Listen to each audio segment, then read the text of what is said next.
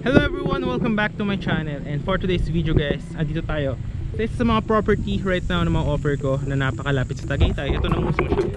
This is a pre-selling gated community, and ito pong road na to, ito po yung highway, and 15 minutes going to Tagaytay Twin Lakes. So kung ako sa inyo guys, tapusin yung video na to until the end because magmomotor ako simula sa Twin Lakes up to this property, no? And kapag dinadacho nyo yan guys, around mga 8 minutes, 5 minutes, meron ng mga bilihan, mga palengke, papunta ng mga bayan. Then I will also show you guys drone shot of this property, or yung aerial. Nandito siya sa bag ko, so papaliparan din natin siya ng aerial shot. Na makikita nyo yung ating mountain view, which is sa Mount Talamitan. So napakaganda po dito. Sariwa yung hangin. Right now is around 4 PM. So yan, accessible to via car or by motorcycle. Concrete road po lahat. So yan guys, Tagaytay Twin Lakes, and this one going to pwede mga Batangas, Pico de Oro, yan, Naik. Ito palengke, mga clinic, mga palengke, bilihan, yan, nandito lang. Mga 8 minutes, 5 minutes dyan, 10 minutes bayan na yun, Magallanes. May mga clinic, mga school, yan, mga kung ano mga kailangan nyo for your daily needs. But kung gusto mo pumunta na Tagaytay is diretso lang po dyan. Dito naman tayo sa property. So yeah, this will be actually the entrance or the guardhouse. So paliparan natin siya ng drone shot that you will see here on 5, 4, 3, 2, 1. Here's the drone shot.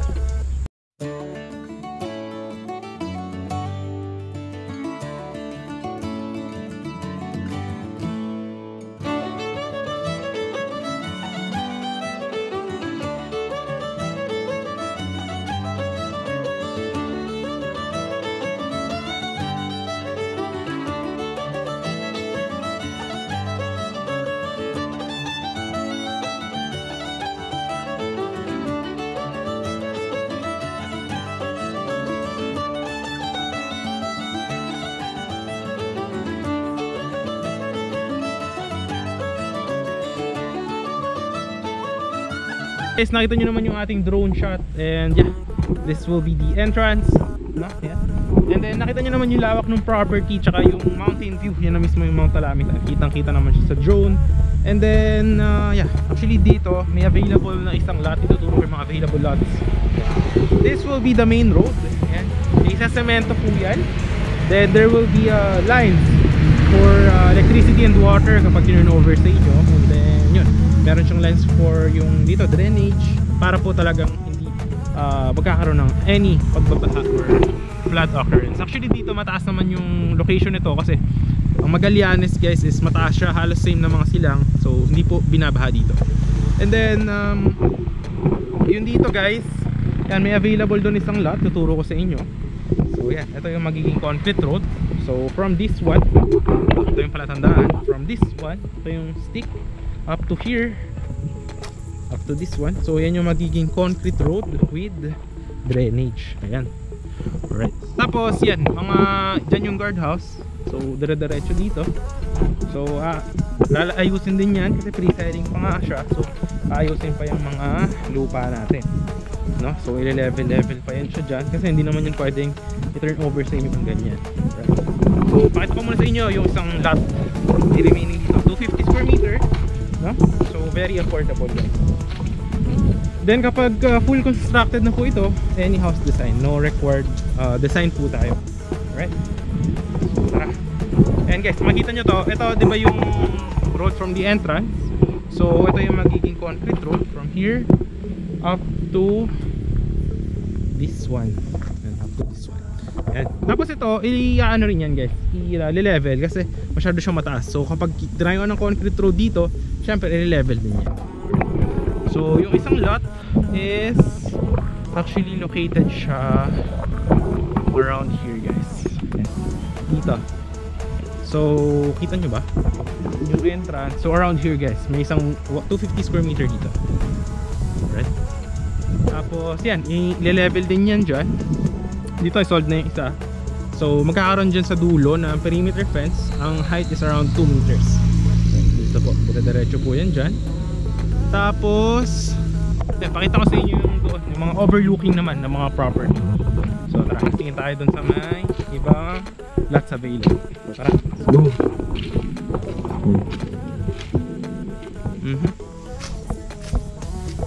Kita nyo dito, ayan o, kita nyo na yung mga clear road clearing na yan. So dyan gagawin yung concrete roads natin. Ito ile-level din to kasi may mga lots din dito. So ayusin din yun guys. Malamig dito guys pagka ano. Ayun dito yung dulo. Yun dyan, gagawin naman dyan is perimeter fence dyan. Dire-diretso po yan. Alright. Alright, ito tayo.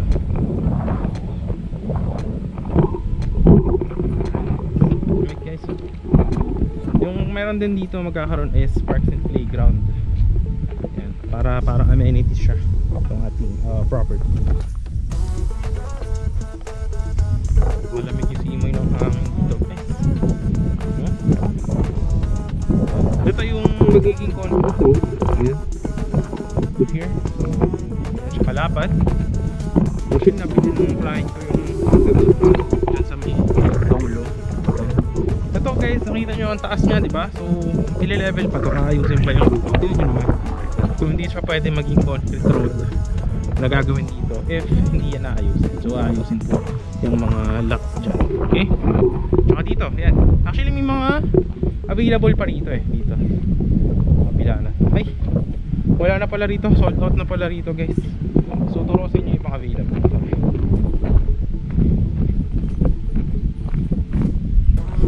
Dito ako shorts ako ngayon guys. Nakaraan nagpapantalon ako eh. Pinag-short.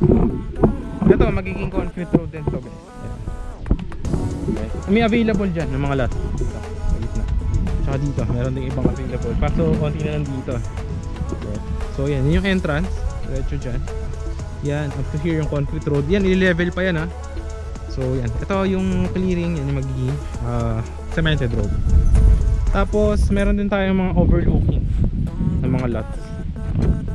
Alright. So, tara. Kita nyo naman guys yung nature vibes. Yan. Tingnan nyo naman.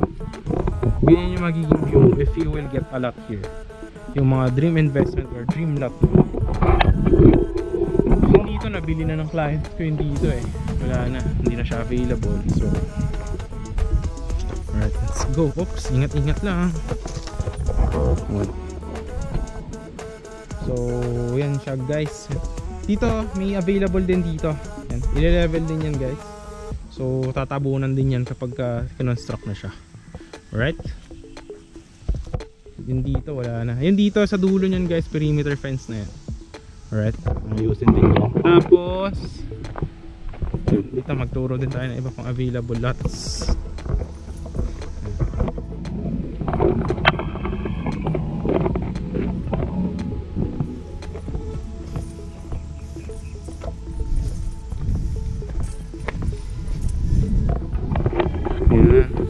So dito guys may mga available pa sa around here and sa gitna.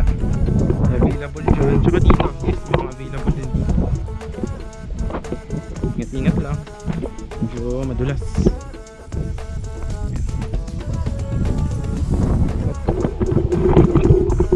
So yun guys, yun yung magiging concrete road diretso dito. Straight ahead. Yeah. So may mga ibang available right here. Kaso limited lots na lang to guys. Last 6 lots or 7 lots ganyan. So 50 square meter yung mga cut ng lupa. Dito may available din dito eh. Dalawa ata dito. Yan. So kung bawa yan yung nakuha mong lot, ang magiging view mo is around here. So overlooking siya. Tapos at the same time meron din siyang mountain view. Kung example second floor yung house mo, kita mo yung Mount Alamitan. And dito may mountain din dyan. Hindi pa lang kasi makakita rito dahil nga on process pa rin. Under development pa rin. So tara, tayo guys.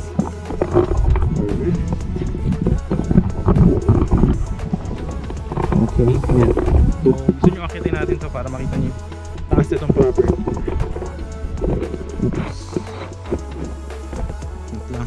So dito guys, yan, yun yung gagawin na concrete road. Siyempre, ayusin din to, ile-level pa itong mga lupa na to. Right?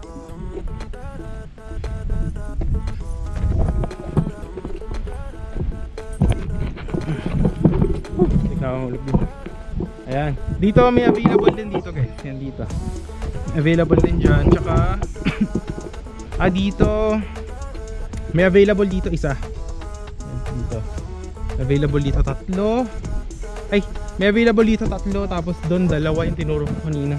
Tapos dito meron din 2, tapos yung isa kanina doon sa may harap. Ayan. So nakita nyo naman yung drone shot nito, ganun kalapad yung property. Ayan. Tara, para makita nyo sa taas.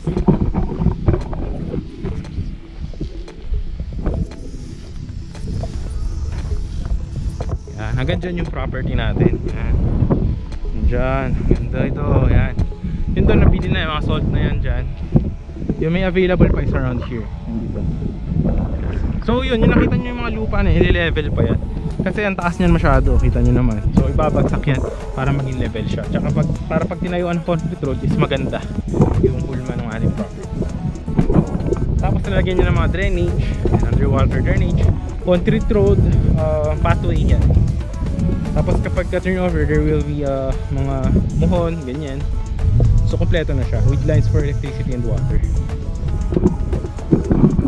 So ayan, kita nyo naman, diba? Ayan.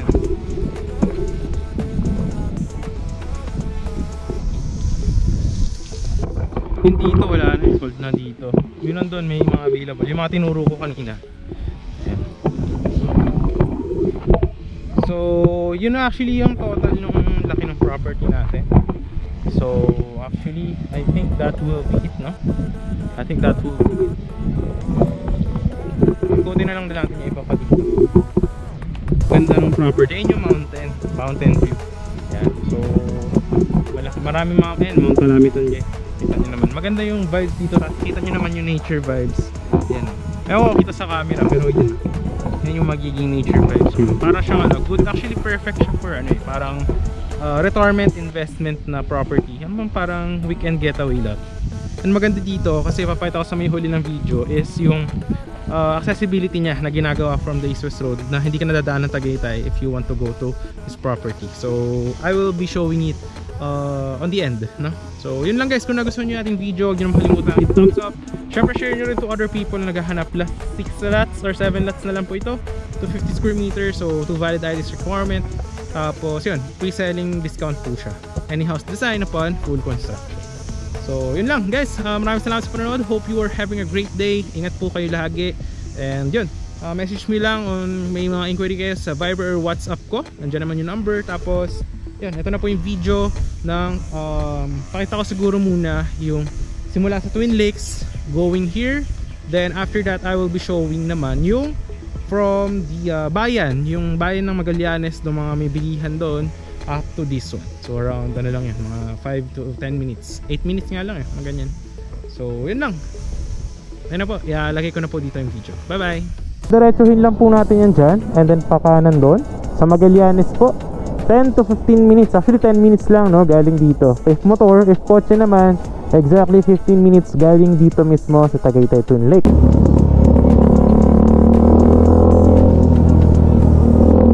Yan.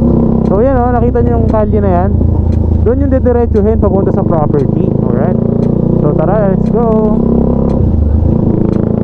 Actually napakalamig dito ngayon guys, oh. Kung nakikita nyo lang, nagpa-fog. Napakalamig guys. Ayun, tingnan nyo. Doon sa property na sinasabi ko, ganito din guys, ang lamig. At mataas siya, mataas. Ngayon, kung makikita nyo, lamig. Buti naka-jacket ako. Ayan. So ayan guys, dito. Ayan, kakanan tayo dito. Tapos dire-diretso lang yun guys. Ayan, kakanan tayo dyan. 15 minutes lang, dire-diretso lang po ito. Alright, yun naman yung ano rito, yung vibes, tignan nyo, Tagaytay talaga. Actually giniginawa ko ngayon guys, lamig. Hi guys, so dito guys, dire-diretso na to papunta na sa property. Yan. So ito guys, dire-diretso na yung papuntang property. About 5 to 10 minutes, 5 to 8 minutes guys. Yan. So ito guys, yung dire-diretso na yan, mga ano yan, papunta na yun sa property sa natin na along the highway. Tapos mga 5 to 8 minutes lang. But if you are from Manila or from expressway, no, meron to galing ng Calax, itong butas na to. Imbis na dadaan ka ng mga Tagaytay, pwedeng dito ka na dumiretso. Ayan din, ayos yun guys, diretso yan papunta dun sa Calax, no. Ayan. So yan, pag natapos na yung construction yan, dire-diretso ka na sa property mo. sa farm mo. Lapit na tayo sa property. Ayun, ganda oh, diba? Tapos 10 to 15 minutes lang from from Tagaytay Twin Lakes.